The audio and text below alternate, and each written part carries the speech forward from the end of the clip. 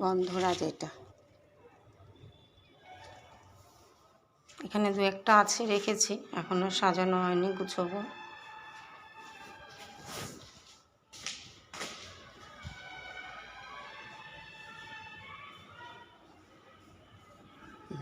এখানে money plant, জবা গাছ, এই একটা জবা গাছ, এখানে আরেকটা বেগুন গাছ, এখানে একটা তেজপাতা গাছ। ব্যাস, ছোট্ট ছোট্ট জায়গায় কি করব।